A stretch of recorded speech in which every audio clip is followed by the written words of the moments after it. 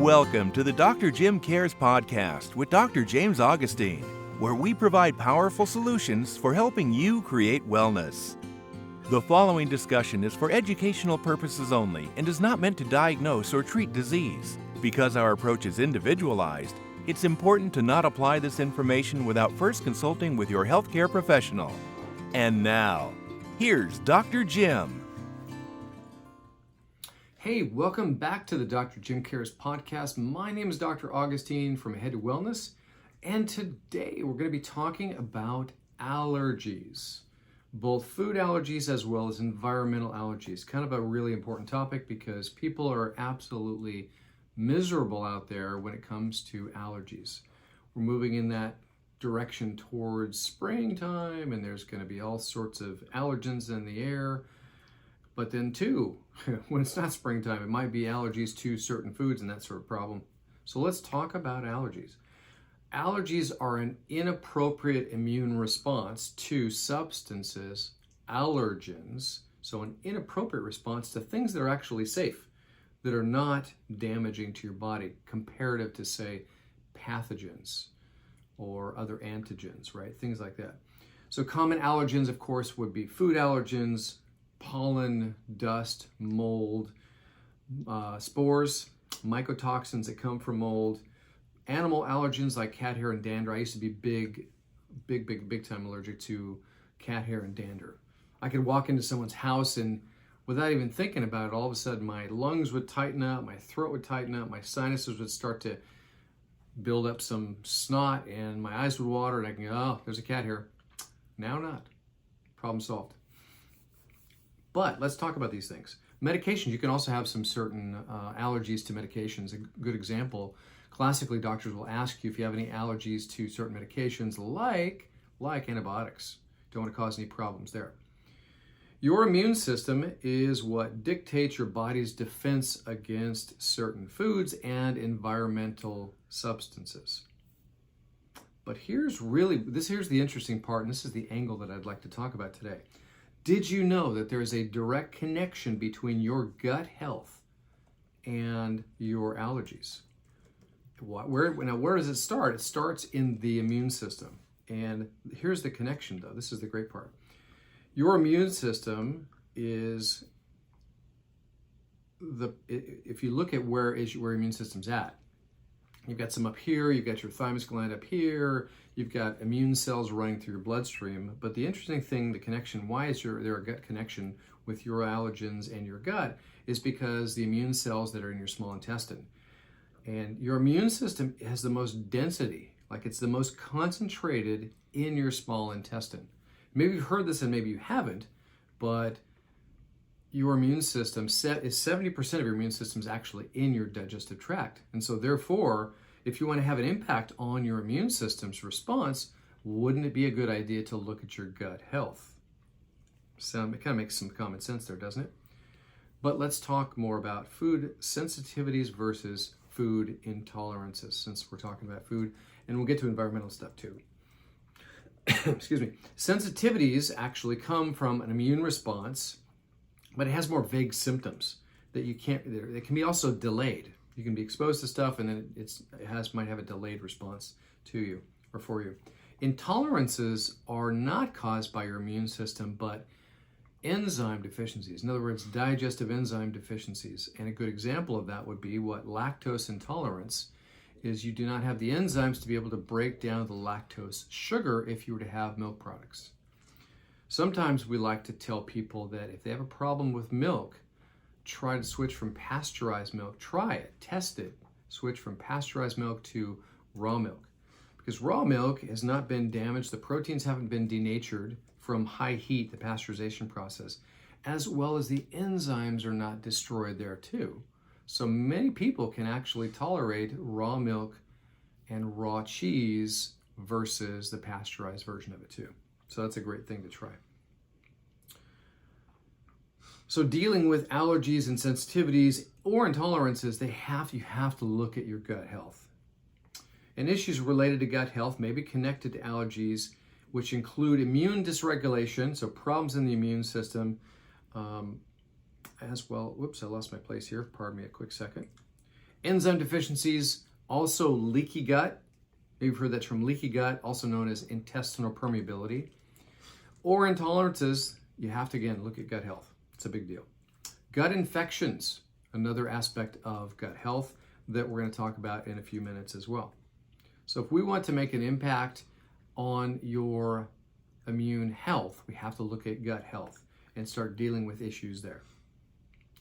Probiotics can support your gut health and help to regulate your immune response. Kind of a good thing. I like to call this the replacement step, or replace. We're going to talk about the 4R protocol. So wait to the end because we want to give you solutions and things to do to help solve this problem.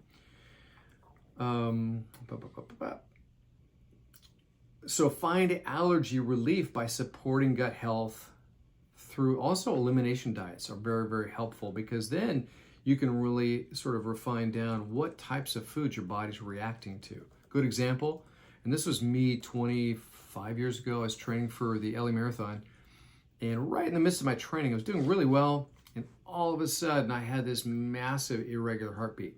So much so that I got dizzy. I was a little bit scared by this, so I came into my office and I did a test on me called heart rate variability, and lo and behold, I found and discovered that I had an irregular heartbeat. And that was my first look at gluten problems. That gluten is a cardiovascular irritant, and it tended to cause irregular heartbeats. Took it away and problem solved, which was great. So you need to look at certain foods, and you can do elimination diets to help you to, I mean, there's certainly that you can do blood tests, you can do things to do allergy testing. It tends to be more involved and it takes more time, but elimination diet's pretty solid. It's something that you can do. You can start it anytime you like.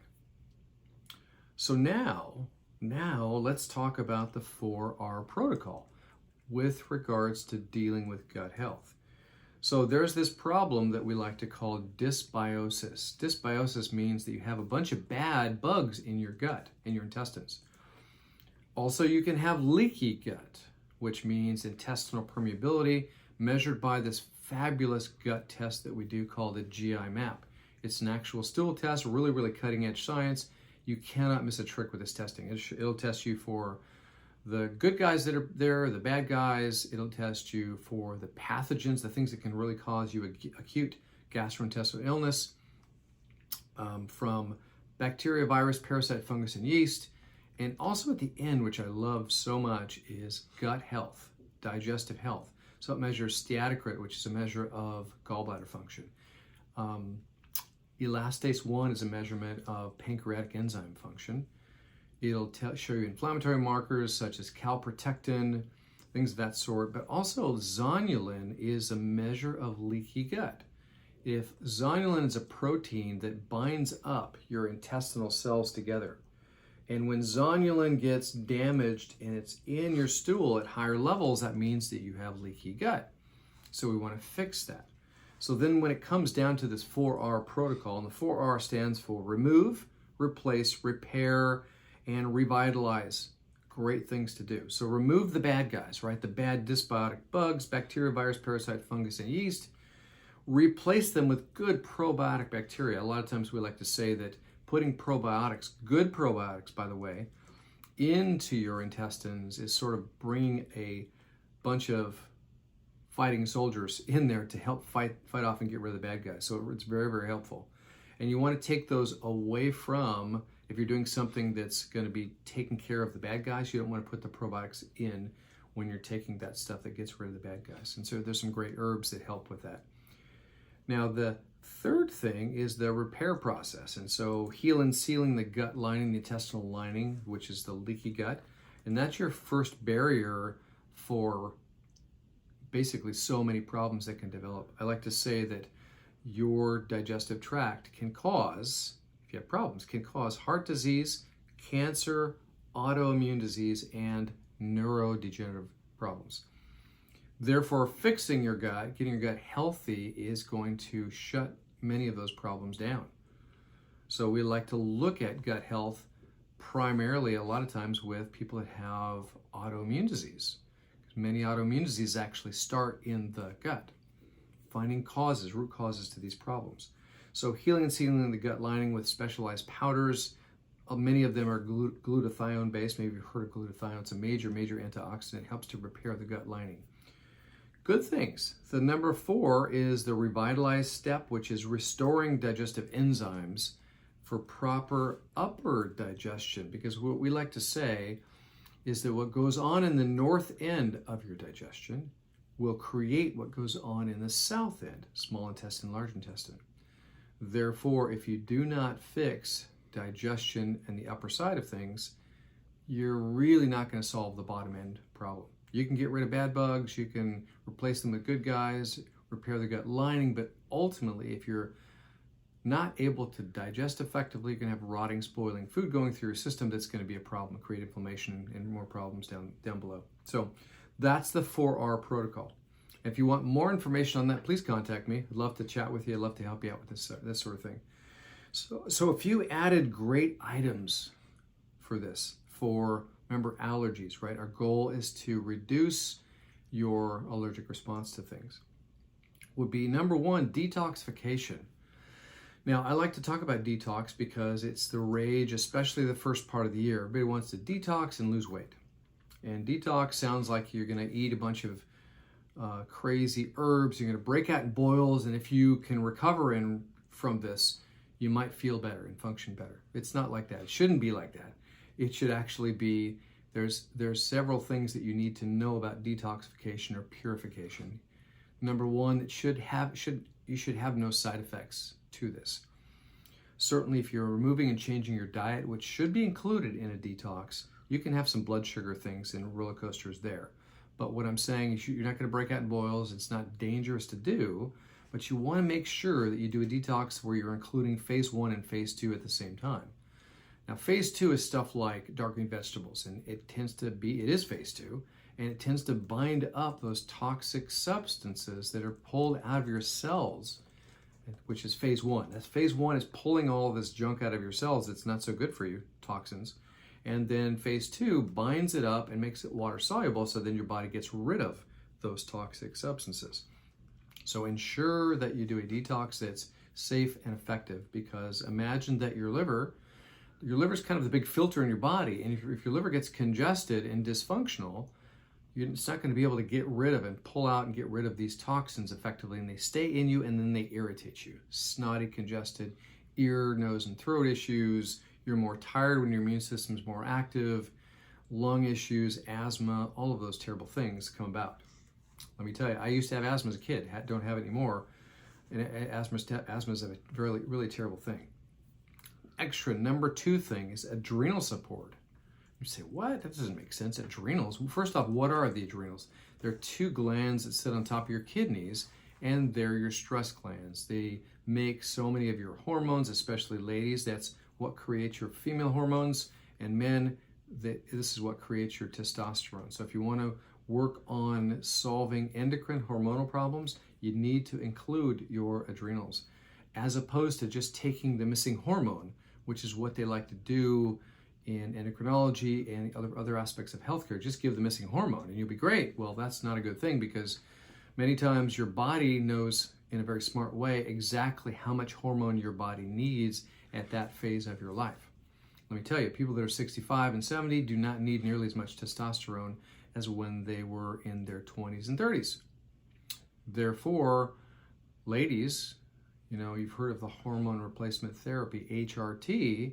Certainly they can shut down your symptoms with HRT, but estrogen is a very big growth hormone, and you don't need a lot of growth because you don't want to grow any other tissue and create breast cancer and other female hormonal cancers. So better to support what creates your hormones at the right level. It's much better that way. So that was number 2, adrenal support. And great thing that I would recommend is ashwagandha. Ashwagandha is a really calmative herb.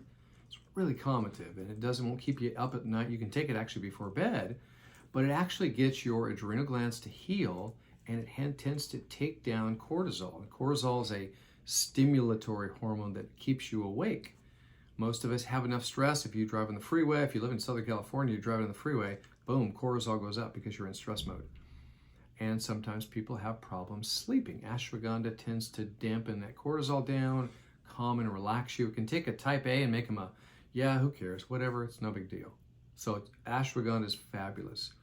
So it reduces that stress side of your nervous system called the sympathetic nervous system, brings it down. And so if you do that, it tends to have a lowering immune response, which can be a good thing for allergies.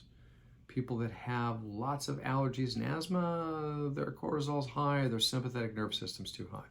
Dampen it down, and it's not a drug, it's not sedative, doesn't conflict with things like that, so it's really amazing to do that. So if you need any help with your allergies, I'd love to chat with you to optimize your health as well. Please contact me. You can leave me questions or comments below. You can email me at draugustine@gmail.com or call my office 562-860-3404. If you like this content, I would appreciate it if you could like and share and subscribe to my podcast as well as my YouTube channel. I'm also on social media, Instagram, TikTok, YouTube.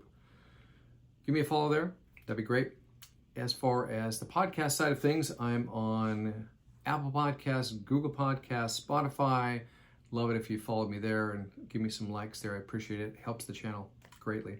And my name is Dr. Augustine from Head to Wellness. Thank you so much for watching and listening, and we'll see you next week. Bye for now. Thanks for joining us on your journey to wellness. Join us next time for more information and education about your health. And feel free to contact Dr. Jim on social media or at his office, Head to Wellness in Buena Park, California.